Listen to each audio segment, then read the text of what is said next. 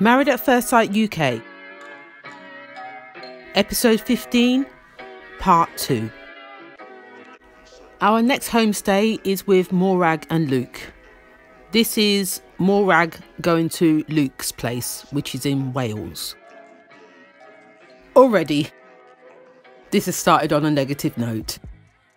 Morag's already critiquing the street that he lives on. Talking about these houses are lovely over here. These, not so much. It's already started. Here we go. She sounded excited when she first saw his place from the outside, but I'm not too sure she was. I think she was trying her best to be upbeat, but she really wasn't happy about her surroundings. Him showing her around the house. Oh God, where do we start? He had a spare room with, I believe, weights in it. The odd clothes in there. Yeah, the odd room. Her first critique was with the wallpaper. The glittery wallpaper. Yes, he had glittery wallpaper. And she was making a big song and dance about it. You know what? That's not a big deal to me. It really isn't. That could be changed. Don't worry about that. Let's not make a big issue about the wallpaper. But then she did notice some dead flies on the windowsill. That's a problem. Yeah. Now I'm wondering, do you actually clean? Oh, dear me. That's not a good start already. The next room we saw was the toilet. Hang on a minute. The toilet had no seat. The toilet had no seat. Are you for real? Are you for real? You could see he had bought a seat. It was still in its box. But come on, mate. Come on. We have to do better than that. That is unacceptable. Unacceptable. The next room we saw was his bedroom. Only Morag could find this. Only Morag could find this. In his side table, she found something packaged. I can't think what it was called now. A ramping rabbit. That's it. Ramping rabbit. Poor guy didn't know where to put his face. It was still boxed up. He's trying to say that it's from his football boys. They did a joke on him. I'm not too sure what he said now. Oh dear. How embarrassing. How embarrassing. Embarrassing. As Morag said into the camera later on, this is part of the experiment that is very much real. This could potentially be her life. Those were the words that she used. And yes, this is an eye-opener. The question being, is this going to work? Can you make it work? Do you actually want it to work? The next scene we saw with these two were them in the kitchen prepping today's lunch for Luke's parents were coming over. He's worried about telling his mum how he feels about Morag and that he's already dropped the L word to her, but Morag is not in the same place as him and he's not too sure how his mum's going to take it. That's really the gist of that conversation. Morag's still saying that she's not there yet. She's not there yet. She's not there yet. Morag is also on edge because she doesn't really want to upset the mum and dad because, like I said, she's not there yet. She wants them to like her and the rest of it. This is going to be a conversation. So the mum and dad finally arrived. They had I presume it was a picnic in the back garden. Anyway, the mum didn't hesitate to ask the first question. She went straight in. How's it been since I last saw you at the wedding? Morag started with, it's been an adventure. That's a word she used. That says a lot in that word. They then started talking about their types. He wasn't her type, she wasn't his type. Morag then went on to say when she first met Luke that she found him very reserved, hard to get to know, trying to bring him out of his shell. Because he was already broken, that was a hard task in itself. And then when the mum was talking to the camera, she turned around and said that Morag needs to be more sensitive to Luke's needs and she needs to listen before she speaks. Yeah, something like that, she said. I totally agree. Yes, I totally agree. Moving on, Morag then started talking about his dress sense when she first met him, about the baggy clothes he was wearing and how she had to go shopping with him to try and dress him, to find his body that he was hiding underneath all those clothes.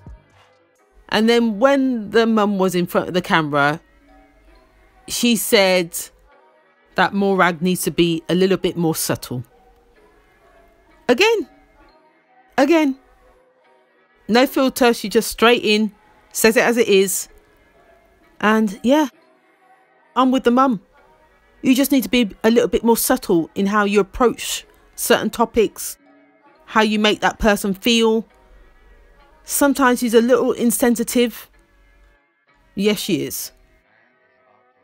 The more Morag was talking,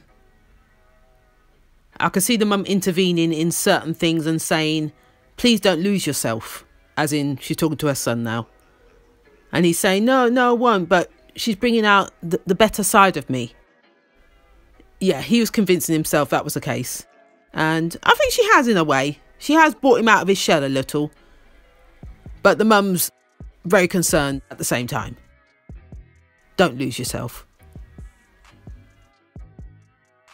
The next conversation that came up was about Luke telling Morag that he was in love with her.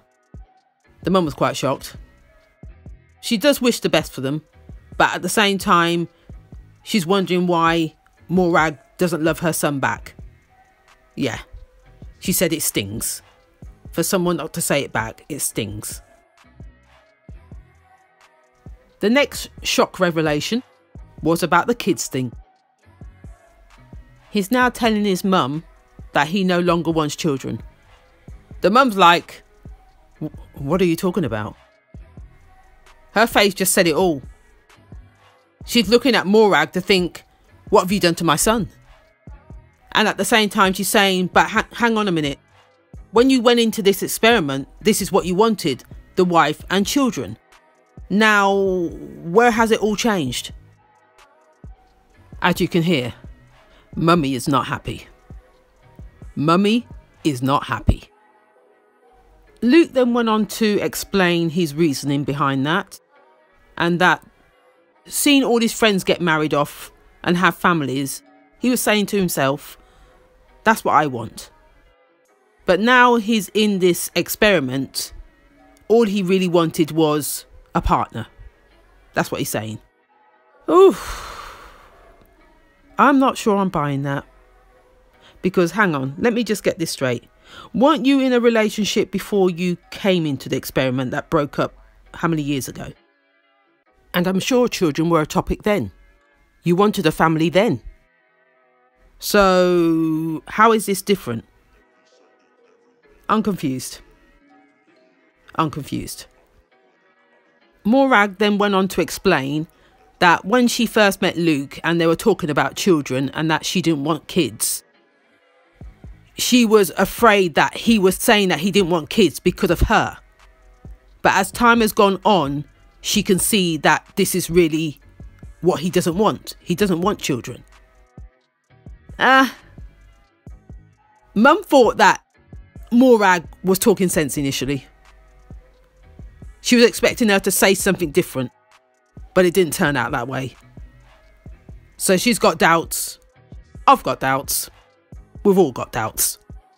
With that being said, when the mum was in front of the camera, she turned around and said she can't see a future for the two of them. She's changed her words now. Oh dear, oh dear, oh dear, oh dear. She's looking at Luke to think, are you saying it to keep the peace? about you don't want kids. And I think we're all thinking the same. This is messy, this is messy, this is messy. She's not living on hope, let's put it that way. It was at this point that Luke was going back into the house to get some bottles of wine, and the mum said, "Can I join you?" This is their moment to have a one-to-one chat. Now, she's concerned, again, about him not wanting children. So she's actually interrogating him now.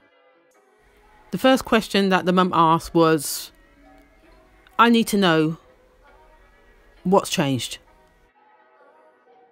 Luke's answer to that was, "I just want to be happy again." This is the first time in years he's felt a relief.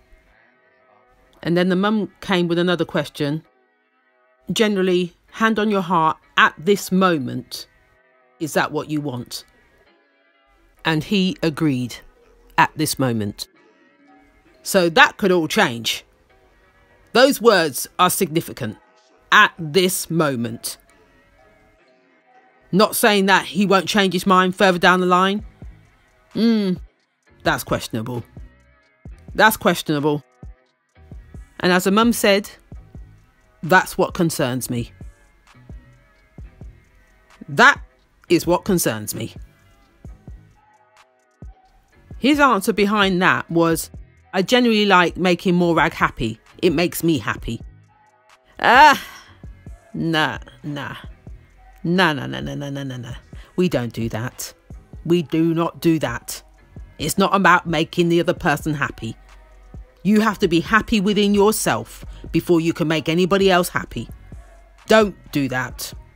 Don't do that. Behind that, Mummy did say, "That is what concerns me. I don't want you turning your life upside down to make somebody else happy." As I said, no. We do not do that. Make sure you are happy first within yourself before you go doing for others. The mum then did say she could see the two of them having fun along this journey. But long term, hand on heart, no.